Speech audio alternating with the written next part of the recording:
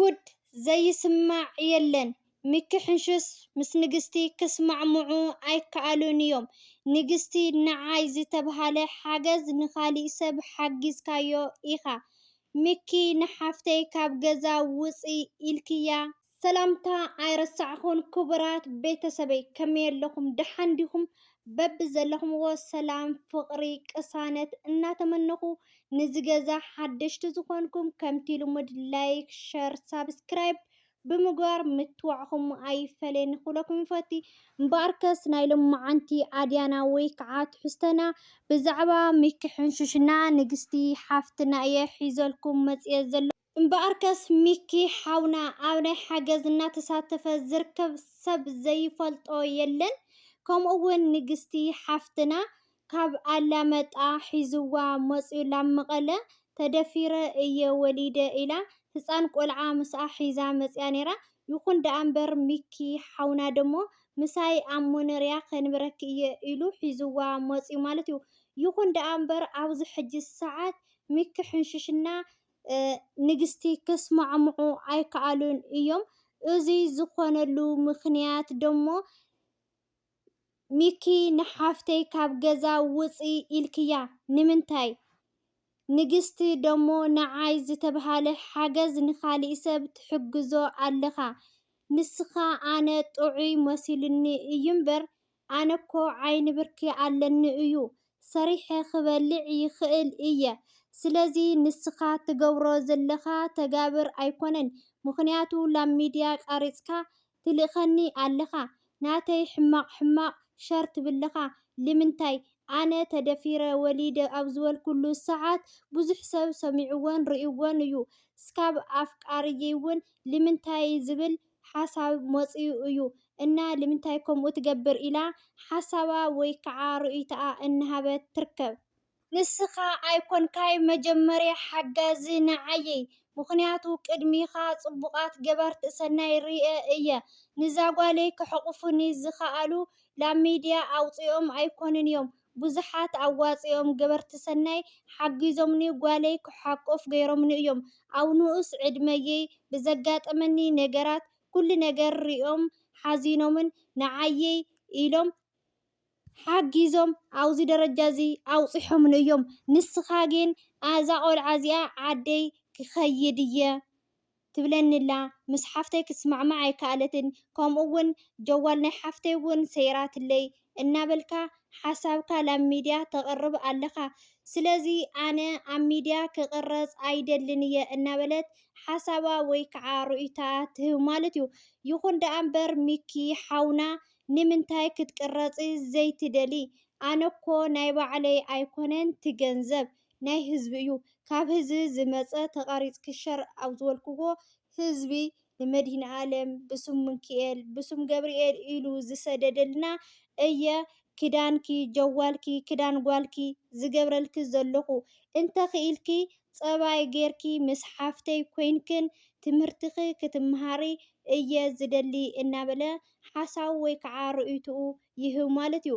ይኹን ደኣ እምበር ምስ ሓፍተይ እንታይ ኣጋጢምኩን እስካብ ውፅእ ኢልክያ እስካብ በሪ ንድሕሪት ትቁልፉ እዮም እንታይ ስለ ዘጋጠመ እዩ ክብላ እንከሎ ንሳ ደሞ ንስኻ ኣሕዋትካ ስለ ዝኾኑ ናታቶም ኢኻ ትሰምዕ እምበር ናተይ ክትሰምዕ ኣይከኣልካን ኢላቶ ማለት እዩ።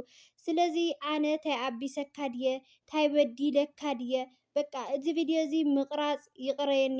እንተኽኢልካ እውን ንዓዲ ክትሰደኒ ትኽእል ኢኻ እያ ትብሎ ዘላ ማለት እዩ። ይኹን ደኣ እምበር ሚኪ ሓውና እውን ንዓድኺ ክሰደኪ ኣነ እንተኾይነ ናይ ግድን ህዝቢ ፈሊጡ ህዝቢ ኣላማጣ እውን ከምዘይሕግፀኪ ኣረጋጊፀ እየ ክሰደኪ። እንተዚኣለ ኣብዚ ስነ ስርዓት ጌርኪ ምስ ሓፍተይ ተስማዕሚዕኺ ትምህርትኺ ዝደለኽዮ ነገር ስራሕ ተደሊኹ እውን ስራሕ ክንካፍተልኪ እየ ዝነግረኪ ዘለኹ። ምሳይ ኮይንኪ ክትዓብይ እየ ዝደልየኪ ዘለኹ ይብላ ኣሎ ማለት እዩ። ክቡራት ቤተሰበይ ከም ዝፍለጥ ንግስቲ ሓፍትና ዝኾነ ናይ ስነ ኣእምሮ ፀገም ኣለዋ እዩ ማለት እዩ። ምስቲ ህፃን ኮይና ኣብ ግዜ ንእስነታ ዝተደፈረቶ ብዙሕ ሳዕቤን ኣውሪድላ ይመስል። ተመሊሳ ግልብጥ ኢላ እያ ልምኪ ሕጂ ትዛረቦ ዘላ ማለት እዩ። ንሱ ክመክራ ክምዕዳ ኣጆኹ ኣብ ጎኒ ከለኹ እየ ይብላ ኣሎ። ንሳ ግን ንምንታይ እያ ትብሎ ዘላ ማለት እዩ። እና እዛ ሓፍትና እዚኣ መንጨለት ሕክምና የድልያ ኣሎ እና ክቡራት ቤተሰበይ ጓለይ ብጣዕሚ እያ ትፈትወካ፣ ንስኻ ገባሪ ፅቡቅ ኢኻ፣ ግን ደሞ ሕዚ ትገብሮ ዘለካ ፅቡቅ ኣይኮነን እዩ። ምክንያቱ ናብ ኣሕዋትካ ዘረባ ኢኻ ክሰምዕ ክኢልካ እምበር ናተይ ዝገብሩኒ ዘለው ግን ኣይሰማዕኻን ኢኻ። እስካብ ተደፊረ ኢለ ኣባኻ ቪድዮ ዝሰራሕክዎ እዛ ሓፍትኻ መሊሳ ንዓየይ ከምዚ ኮንኪ ኢላ ተውግዐኒ። ኣነ ግን በቃ ንባዕለይ ሓዚነ ተመሊሰ ይበኪ ኣለኹ እናበለት እያ ትርከብ ማለት እዩ። እስካብ ኣነ እኮ እስካብ ልጆን ንዕናይ ንድዋይ ክንወስደኪ ኢና ኢሎምኒ ነይሮም እዮም። ይኹን ደኣ እምበር ኣነ ክኸድ ኣይደለኹን እየ፣ ንስኻ ኣሚነካ ገባሪ ፅቡቅ እዩ ኢለ እየ መፅየ ዘለኹ እምበር ካሊእ ኣይኮነን እናበለት ሓሳባ ወይ ከዓ ርእይቶኣ እናሃበት እያ ማለት እዩ።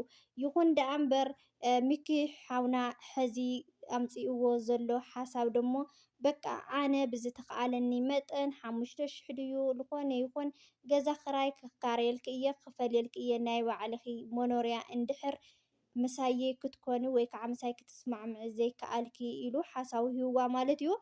እና ክቡራት ቤተሰብ ሚኪ መፂኡ እንተተውሂሉ ኣብ ገዛ ብጣዕሚ ፅውማ ይኾን።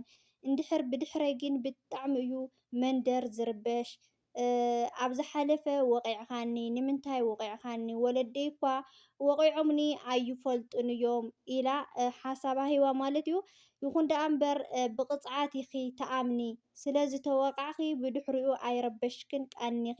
እዚ እውን ስለ ዘቕረብኩ ከም ሓፍተይ ስለ ዝርአየኪ ደኣ እየ እምበር ኣይምወቃዕኹን ነይረ ይቅርታ እናበላ ይርከብ ማለት እዩ። እምበኣርከስ ክቡራት ቤተሰበይ ንግስቲ ሓፍትና ካብ ኣዘራርባኣ ይፍለጥ ኣሎ። እዛ ሓፍትና ብጣዕሚ ሕሙዋ እዩ ዘሎ፣ ብጥዕና ኣይኮነትን። መንጨለት የድልያ ኣሎ፣ ሕክምና የድልያ ኣሎ። ተኽኢልካ ሚኪሓወይ መንጨለት ውሰዳ፣ ፅቡቅ ግበር ንመን ንማንም እና ዝሓወይ ኣጆኻ ብእግዚኣብሄር ክትረክቦ ኢኻ ኩሉ ነገር። ንስኻ ጅግና ኢኻ፣ ጠንካራ ኢኻ።